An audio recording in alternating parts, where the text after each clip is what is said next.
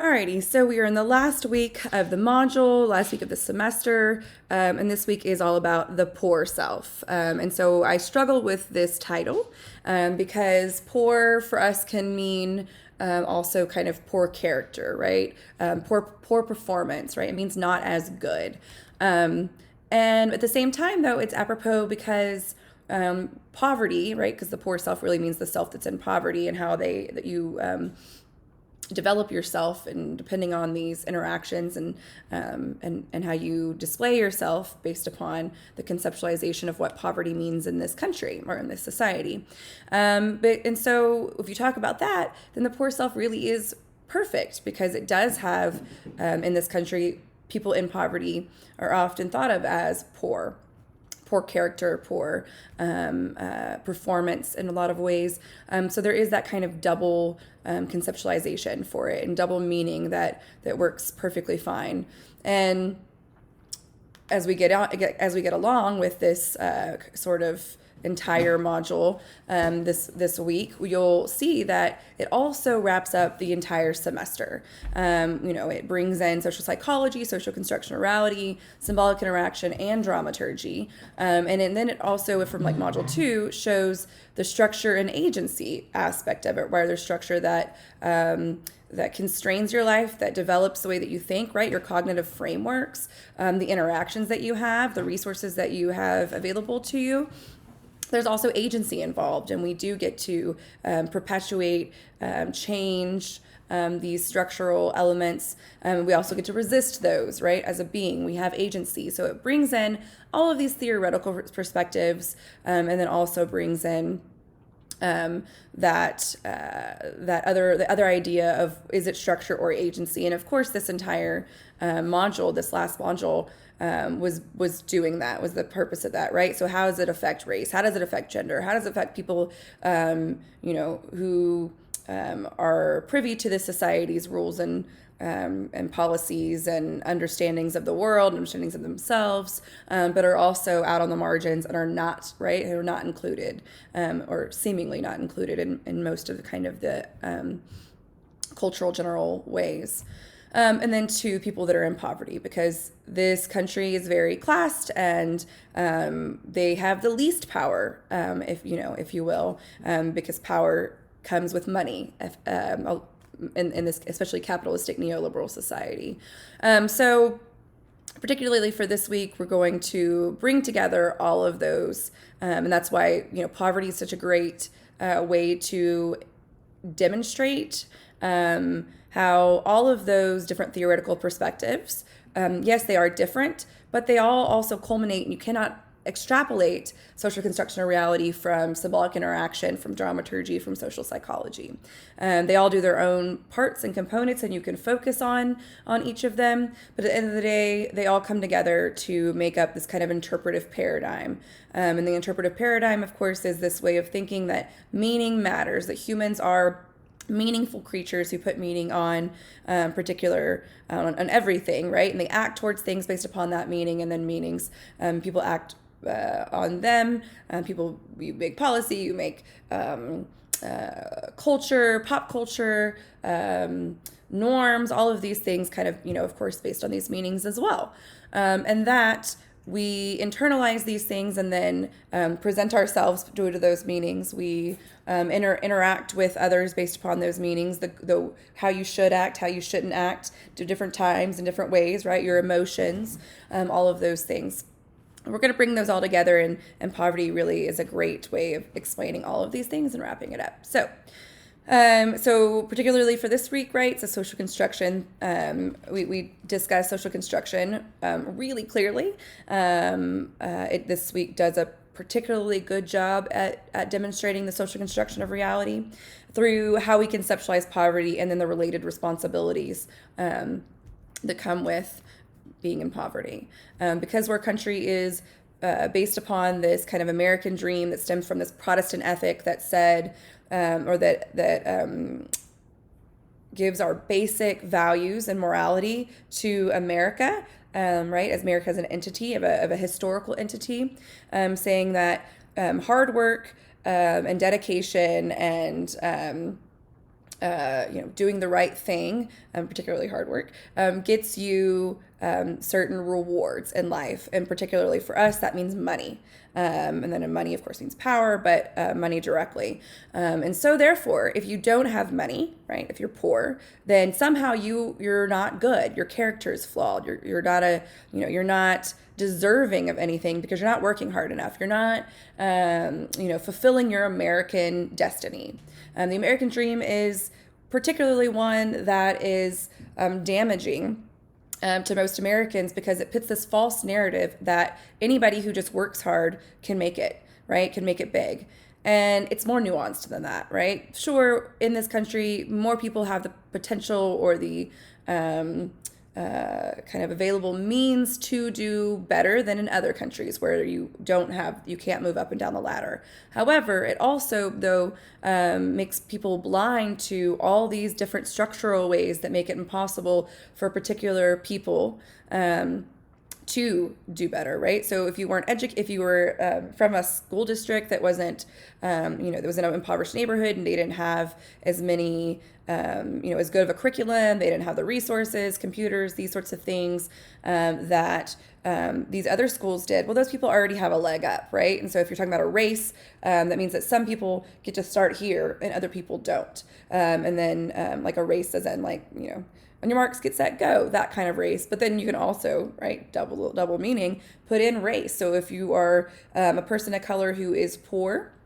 who doesn't have citizenship status, right, you are just putting yourself back further and further and further. And then so the equity isn't there, right? So there might be equality in the world, equality saying that, yes, everybody has the opportunity, the chance to be rich. Nobody's holding them back. However, equity means that there isn't, right? That some people start here and some people start here. So the people that are starting here can reach the top faster, easier, and don't have as many blocks along the way. These people have to dig themselves out of a trench, and then there will be blocks along the way because of those statuses as well, making it not as easy, right? I wouldn't say impossible because it happens, but the statistics show, right, the studies show that it isn't that easy, and that us conceptualizing this American dream that anybody can do it ignores these structural issues that make it not that easy, right? And then, of course, if we ignore those structural issues, then we get to blame people, right? You're poor, it's your fault, I don't have to do anything for it. The policies are what they are. They're there to make sure to keep you in check, because without the state monitoring, you'll just take everything because that's who you are as a character, right? And those are flawed and wrong. Most people who are poor work 3 or 4 jobs just for less money. They don't have health insurance, so they get a lot of debt because they wait to the last minute or something that's an emergency. They don't want to necessarily use the welfare system, but they need to. Sometimes as well, if they take a job that gets paid higher, they'll be just above the poverty line to where they're not eligible for the services that they had, but now they don't make enough to actually buy the groceries, right? To buy that insurance, to do those things, and then they struggle more than what they would have if they just wouldn't take that extra dollar an hour more. So we go through the social construction of reality and how we conceptualize people who are poor and the coordinating responsibilities of deservingness that goes along with that. Ultimately, for this module particularly, this is important for real people through policy, right? So policy particularly is important here because we're talking about welfare, and welfare is policy, right? Because if you're poor, you need assistance. You need to have those buses. You need to have or the transportation. You need to have maybe Medicaid or Medicare. You need to have food stamps at some point, right? Something to be able to get some of those. You need to have these nonprofits that can provide you with a little bit of assistance whenever you need it, right? All of these, particular things. So, of course, how we conceptualize things such as poverty, the family, welfare, so on, informs how we devise policies, expectations of those implicated by these policies, right? So who's deserving and who is not, like I said. And this all affects what it means to be a good citizen, okay? So ultimately, when we talk about here is to be a good citizen in society. And to be a good citizen, you have to comply with the norms and policies, right, that stem from it, but those norms that society has put forth.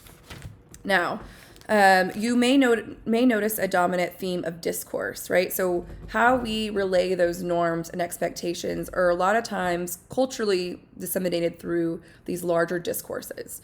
So discourse is how we think and communicate about people, things, and social organizations of society, and then the relationship between all of these, right? So therefore, discourses is how we convey meaning on a cultural level. Often this is by connecting morality and values, because values are attached to morality, to power, right? So we connect this morality to power, where these kind of cultural discourses get to say, or they have the power, they get to say, and implicate these like morality and values in how to think about things, places, and the social organizations, right? The structure of society, and then those relationships together.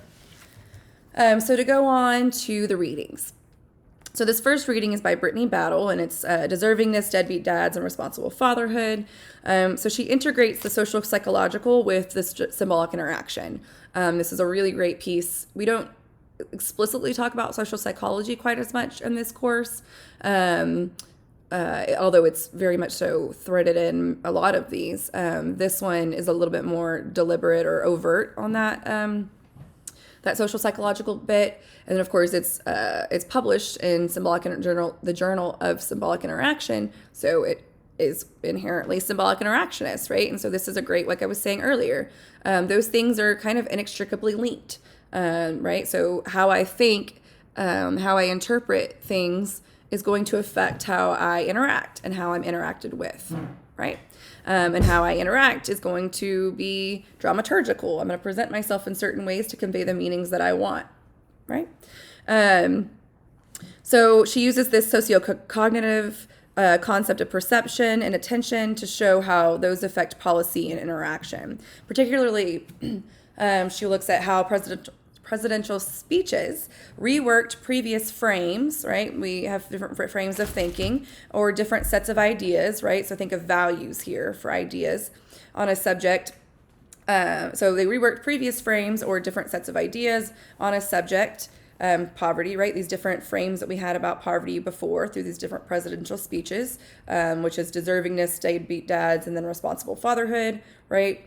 That's how they changed. But all of them take ideas from other frames that we already had. There's nothing new here. They just reworked them and then conveyed different meanings through that.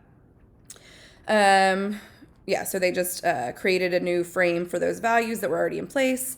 Then she looked at how this impacted policy through the president, because the president, of course, is like a symbolic representation of the nation, right? The president's supposed to be kind of they represent us as a nation, of course, to others, and then to the people within the nation. We look to them as leaders who reflect our values and our morals and those types of things. And this is to say nothing about the polarization and how that doesn't, this is mediated by other values that are from different frames, right? You have a Republican frame, a conservative frame, a liberal frame, a democratic frame, independent, right? All of these different kind of frames that all stem from the same ideology, right? It's this kind of a blanket American ideology, and then they use these other values and frames that come from other places to make their own individual. So depending on what president's there, they're all using these values and ideas, moralities that everybody in America knows, uses, believes in to some degree, right? There's a gradient. But then reworks those to form another idea. And then this is done through presidential speeches for Brittany Battle, or in this piece. So the president is a symbolic representation of the nation.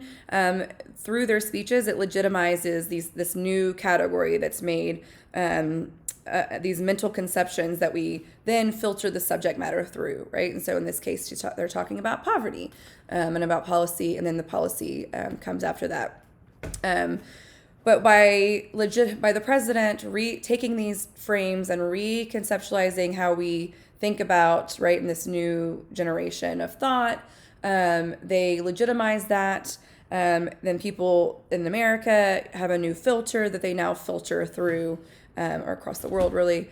They filter the idea of people in poverty or the policies that come after it. So it's really powerful in that way.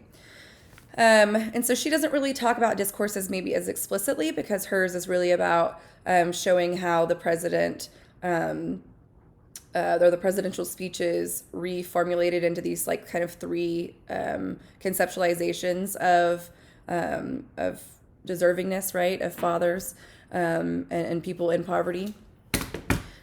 Nope.